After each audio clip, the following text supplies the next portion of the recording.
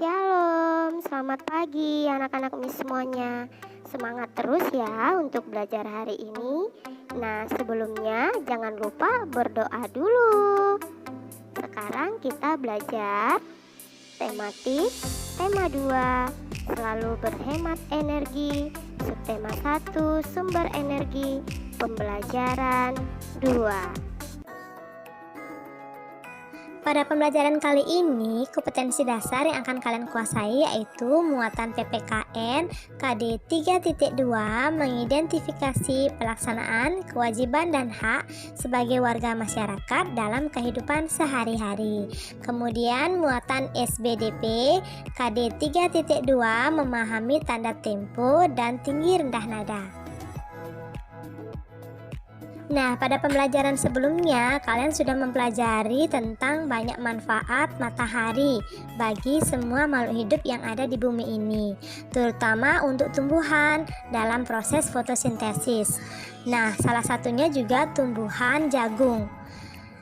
Tahukah kalian anak-anak bahwa jagung itu memiliki banyak manfaat untuk manusia? Yaitu salah satunya sebagai makanan pokok pengganti nasi, dan jagung juga bisa dimanfaatkan untuk pembuatan tepung maizena. Selain itu, jagung juga digunakan untuk bahan kerajinan. Nah, sekarang mari kita menyanyikan lagu Menanam Jagung bersama-sama.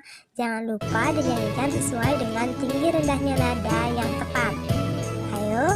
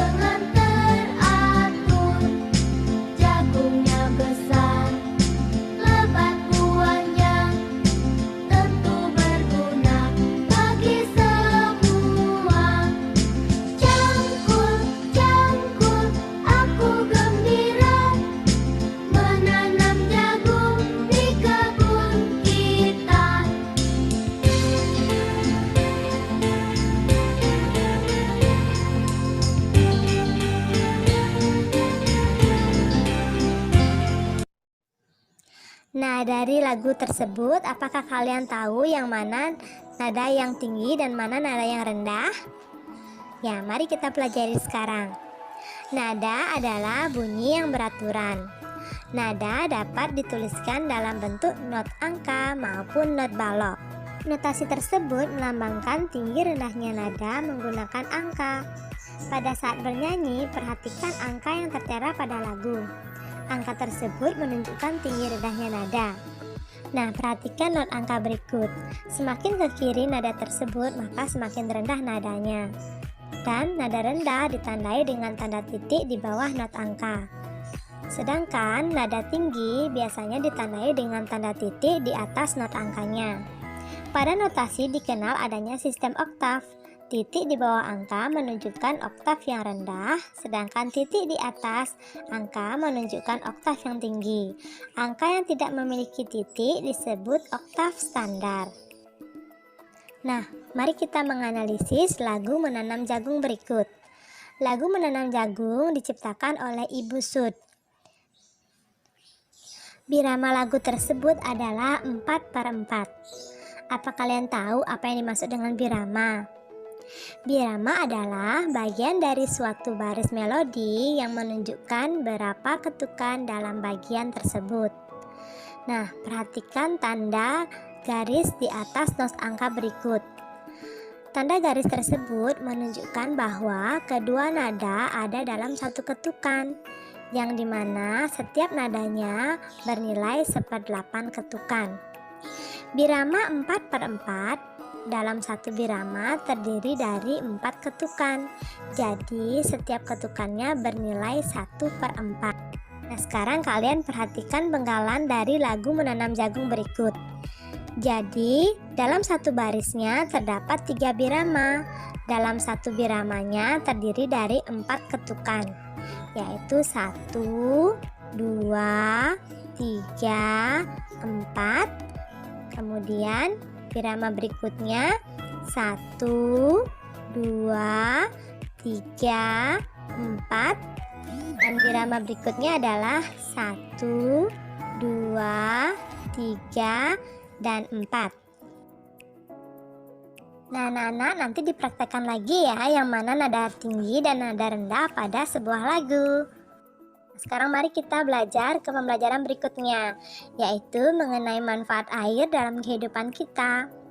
Air merupakan salah satu sumber energi. Tubuh kita membutuhkan air untuk beraktivitas. Tidak hanya manusia, tumbuhan, dan hewan juga membutuhkan air, anak-anak. Selain diminum, air juga digunakan untuk memasak, mencuci, mandi, dan lain sebagainya. Apakah kalian tahu, air juga dapat dimanfaatkan sebagai sumber energi listrik, salah satunya dengan menggunakan kincir air. Air dapat diperoleh dari tanah, mata air sungai, danau, dan air laut. Jadi, setiap manusia memiliki hak memanfaatkan air untuk kebutuhan hidup sehari-hari mereka. Nah, apa yang dimaksud dengan hak? Hak adalah segala sesuatu yang harus kita dapatkan sejak dalam kandungan ya anak-anak. Nah, contoh hak terhadap air bersih yaitu menerima atau memperoleh air bersih sesuai dengan kebutuhan. Misalnya, setiap harinya kita memperoleh air untuk keperluan mandi, minum, dan mencuci. Para petani memiliki hak memperoleh air bersih untuk mengairi sawahnya agar tanaman dapat bertahan hidup. Begitu pula dengan berbagai aktivitas dalam kehidupan sehari-hari lainnya yang memerlukan air bersih. Selain mendapatkan hak, kita juga harus melaksanakan kewajiban. Kewajiban adalah segala sesuatu yang harus dilakukan oleh setiap manusia. Contoh kewajiban yang harus kita lakukan dalam memanfaatkan air adalah dengan melestarikan air, yaitu menggunakan air secukupnya sesuai dengan kebutuhan. Jangan lupa ya anak-anak untuk menutup keran air jika tidak digunakan, tidak mencemari air dengan limbah, dan membersihkan lingkungan di sekitar sumber air dari sampah. Nah, kalian juga bisa melakukan reboisasi, yaitu melakukan penanaman atau penghijauan hutan kembali.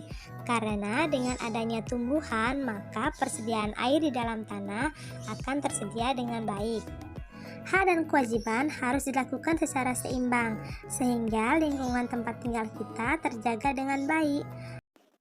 Pembelajaran kita hari ini sampai di sini ya anak-anak Miss.